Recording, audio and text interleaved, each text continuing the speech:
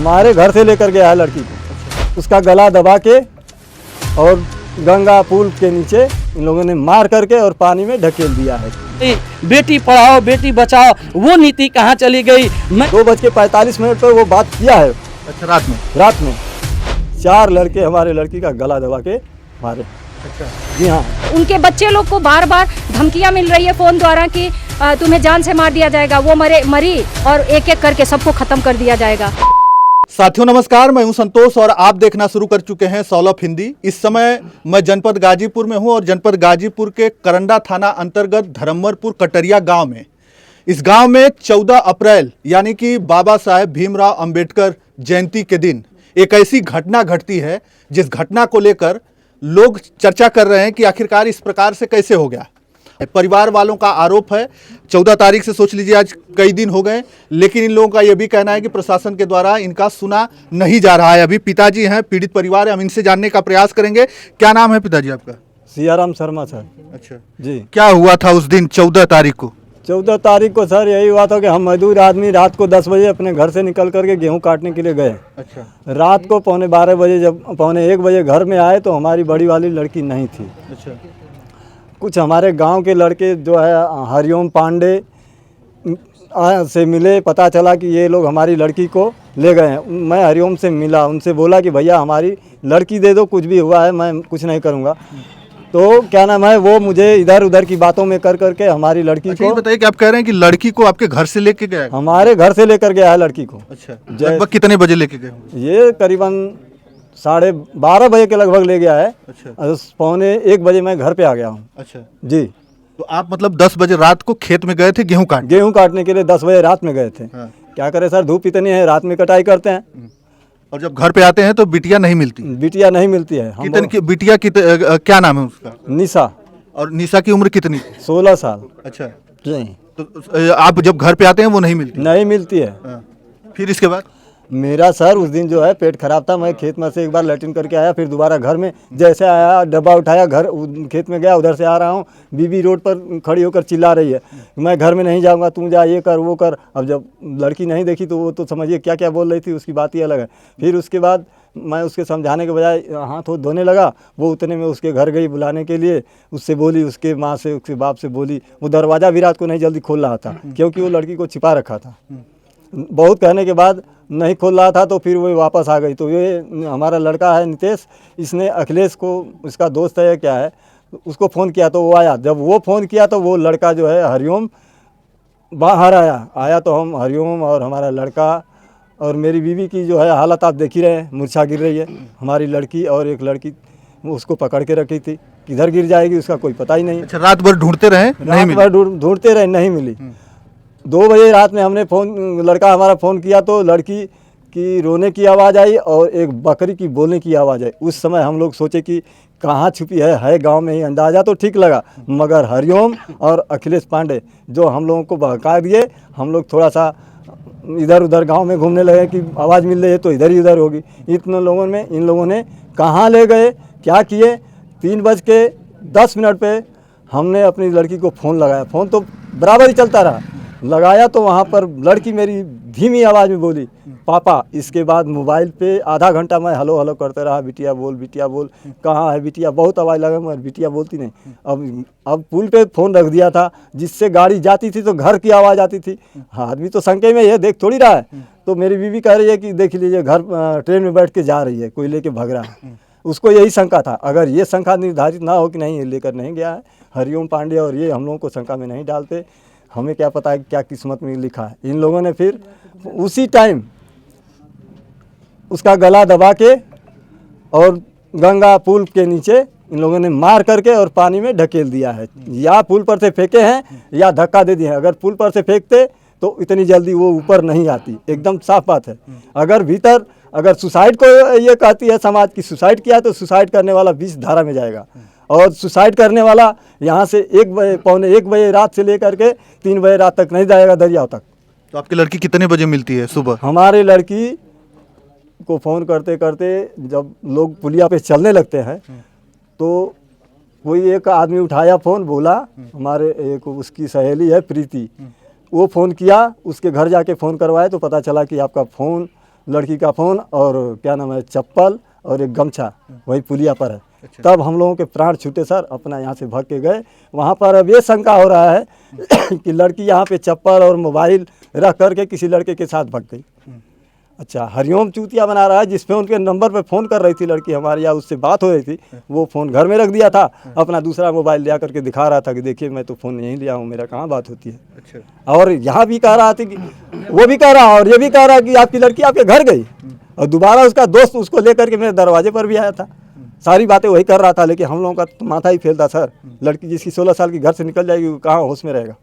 अब लोग अब वहाँ रिपोर्ट गए सुबह 5 बजे, इधर उधर पुलिया पर तो लोग कुछ थे, बोले कि भैया 112 नंबर पे फ़ोन करो। नंबर पे फ़ोन किए, जमानिया वाले लोग आए फटाफट, तो वो लोग भी अपना पूछताछ कर रहे थे कि क्या बात थी, कैसी थी, मारे पीटे थे, ये क्या किए थे। तो हाथ से जोड़ करके बोले साहब हम क्यों मारेंगे, हमारी बड़ी लड़की थी, खाना पीना घर बार से सारा काम करती थी, हम क्यों मारे पीटेंगे उसको। तो किसी से बात होती थी, हाँ बोले हम सच बोले, झूठ वहाँ भी नहीं बोले। हम बोले कि हाँ एक लड़का था, मोबाइल से बात होता था, तो सामने उसमें क्या झूठ बोलना है, जो सत्य अच्छा, है। मतलब आपकी लड़की से वो जो लड़के को बता रहे हैं उससे बात होती थी पहले होती थी, और मोबाइल पे देखा गया था कि 2:45 पर वो बात किया है अच्छा, रात में। रात में। अच्छा। और 3:10 पर बात किया हो, तो वो लड़की केवल बोली है पापा, इसके बाद मोबाइल रख दिया गया। प्रशासन के पास आप जाते हैं, FIR वगैरह होता है आपका? मैं प्रशासन के बाद तुरंत प्रशासन आया, करंडा का आया और लाश को उठा करके ले गया सर। दरिया में से हम जैसे निकाले अपनी लड़की को देख करके, प्रशासन तुरंत आ गया, डेड बॉडी ले करके करंडा ले गया, वहाँ रख करके 4 घंटा 36 बातें लिखवाया, मगर आज तक दरवाजे पर कोई प्रशासन नहीं आया कि हाँ तुम्हारी लड़की के साथ ऐसा हुआ। एक दिन आया था, पता ना क्या पूछा, जिस दिन हम दफनाने जा रहे थे उसी दिन शाम को आया था और चला गया। आज तक तो कोई कुछ नहीं हुआ। एक लड़के को हरिओम को पकड़ करके थाने में हमारी लड़की की लाश ले जाने से पहले ही जमा कर रखा था, दिखा दिया कि हम बहुत शाबाशी कर दिए, और इसके बाद अखिलेश पांडे घूम रहा है वो, जबकि हमें पता है कि 4 लड़के हमारे लड़की का गला दबा के मारे हैं। अच्छा। जी हाँ, जब लाश हम दफनाने गए, करेजा तो नहीं कर रहा था कि नहीं इसको खोल के देखूं, लेकिन मैं बोला तो अब तो मर गई बेचारी, अब देख ले या ना देखें। करेजा को ठोस करके उसका चेहरा खोल करके उसकी गर्दन सीधा करके देखा, तो क्या बोलते हैं चीर घर में लोग ले गए थे, उसका सर फाड़ दिए थे, और कहाँ चाकू मार थे, खून खून हो रहा था, मैं वो नहीं देखा, लेकिन चेहरा देखा तो गला में निशान पड़ा हुआ था, और क्या नाम है पूरा मुंह काला, नाक काला, यहाँ तक मैंने देखा सर। इसके बाद अग्नि माता को समर्पित कर दिया सर। देख लीजिए, ये कहानी है जो परिवार के लोग बता रहे हैं, और अभी इनके समाज के, विश्वकर्मा समाज के लोग पहुंचे हैं जो समाजवादी पार्टी के हैं। थोड़ा सा परिचय हो जाए आपका। मैं शशिकांत शर्मा, भूवर प्रधान, अखिल भारतीय विश्वकर्मा शिल्पकार महासभा के जिला अध्यक्ष हूँ वर्तमान में। अभी आप आए हैं परिवार में, क्या लग रहा है? अब आप बात किए प्रशासन से, थाने पे आपसे बात हुई है, क्या हुआ? FIR हुआ है किसी के नाम पे या नहीं हुआ है? इन लोगों ने तो ये तो बता रहे हैं कि लिख के दिए हैं, पता नहीं, आप बात किए थे? अभी मैं थाने पर नहीं बात किया हूँ, अभी पीड़ित परिवार से मिला हूँ, और मैं यहाँ से निकलूँगा तो जाऊँगा करंडा थाने पे, SHO से बात करूँगा। आखिर में अब तक 4 दिन हो गए, FIR क्यों नहीं हुआ? क्या ये परिवार कमज़ोर परिवार है इसलिए आपका FIR नहीं होते हैं? क्या ये परिवार डरा सहमा है, और जो यहाँ के सामंती जो दबंग लोग हैं, जिस तरह से बेटियों को ले जाके उसकी हत्या करते हैं और उस पुल पर से फेंक देते हैं, उसके पे कार्रवाई क्यों नहीं हुई? अगर जो कार्रवाई हुई, जो उसमें संलिप्त हैं उसे सजा हो, और जो नहीं है उसे छोड़ा जाए, लेकिन इस पे कार्रवाई क्यों नहीं हुई?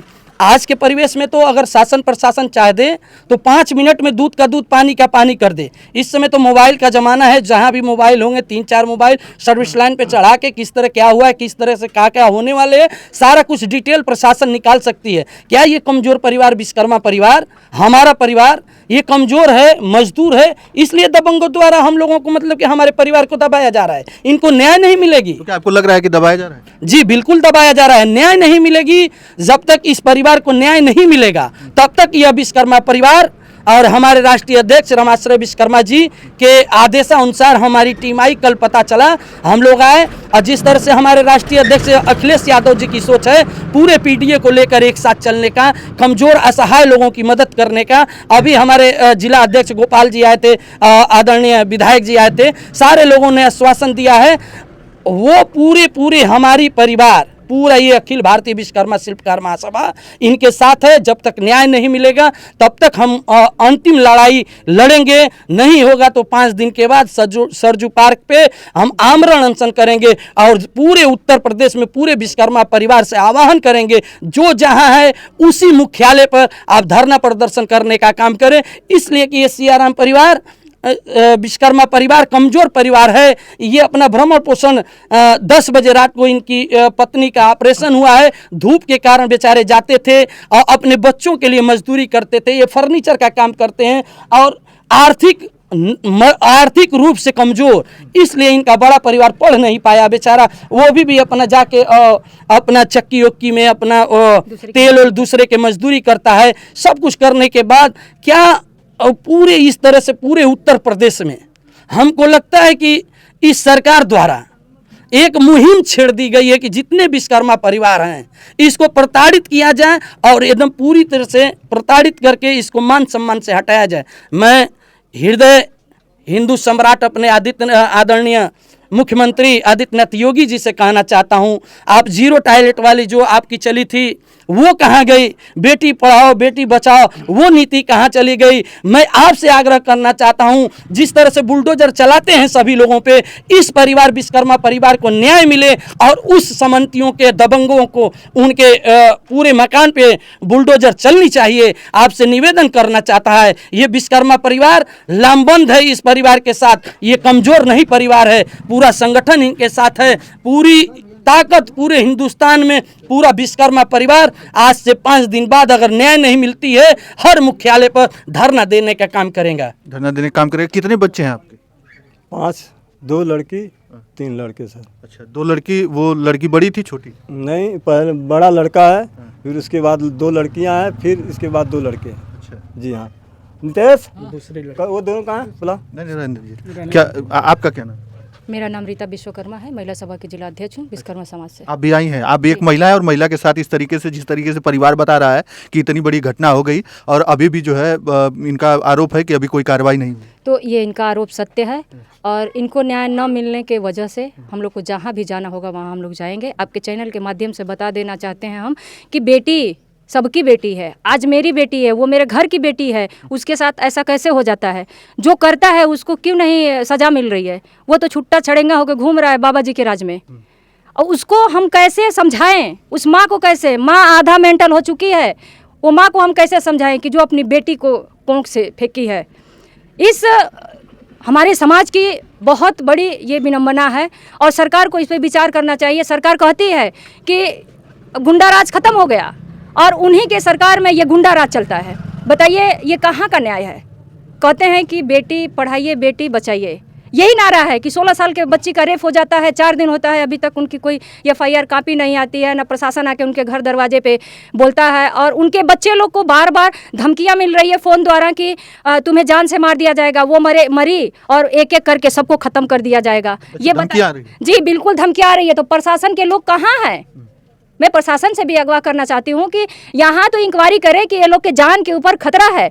प्रशासन अभी तक सोई हुई है, कोई कार्रवाई नहीं कर रही है और इनको न्याय दिलाने के लिए मैं किसी भी हद तक जा सकती हूँ, क्योंकि ये महिला समाज की बात है, एक बेटी की बात है। कल इनकी बेटी है, कल हमारी बेटी भी हो सकती है, परसों दूसरे की बेटी भी हो सकती है। आए दिन थाने कचहरी कोतवाली में देख लीजिए आप, जो बेटी पढ़ाओ बेटी बचाओ का नारा लग रहे हैं, वो 5 साल की बेटी के साथ रेप हो जा रहा है, 10 साल की बेटी के साथ रेप हो जा रहा है, 2 बच्चे के माँ के साथ रेप हो जा रहा है, उनका गला घोट के मार दिया जा रहा है। यही आए दिन हो रहा है बेटियों के ऊपर, बहू के ऊपर, सारी महिलाओं के ऊपर, और आप कह रहे हैं कि सब सुरक्षित है। कहाँ कोई सुरक्षित है? कोई सुरक्षित नहीं है। चलिए, ये लोग पीड़ित परिवार में आए थे और पीड़ित परिवार के साथ खड़े हैं। इनका कहना है कि जब तक इस परिवार को न्याय नहीं मिलेगा तब तक ये लोग इनके साथ खड़े होंगे।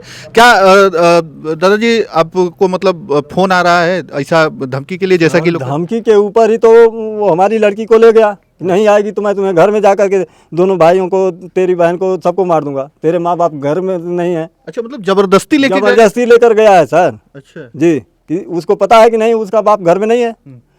और एक उसकी सहेली ने बता, जैसे देखिए 25 तारीख को हमारी लड़की को देखने आने वाले थे, देख लीजिए 2 महिला एक पुरुष आए हुए हैं। अच्छा, वही देखने के शादी के लिए हम तैयार कर रहे थे और उसकी सहेली है, उसको बता दिया कि लड़के से कि नहीं वो शादी के करने की तारीख पड़ गई है। लड़के ने बोला कि मैं दूसरे के साथ शादी नहीं करने दूंगा।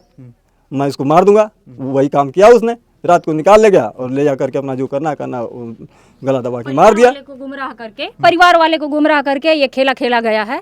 देख लीजिए ये स्थिति है, ये पीड़ित परिवार है और ये घर है। देख लीजिए ये किस तरीके से दरवाजा है इनका, वो घर आप देख सकते हैं। लड़की को इधर से निकाला गया है, ऊपर से सीढ़ी लगा के लड़की को निकाला गया था। अच्छा। वो हाँ, आतंकवादियों ने ऐसा ही किया है।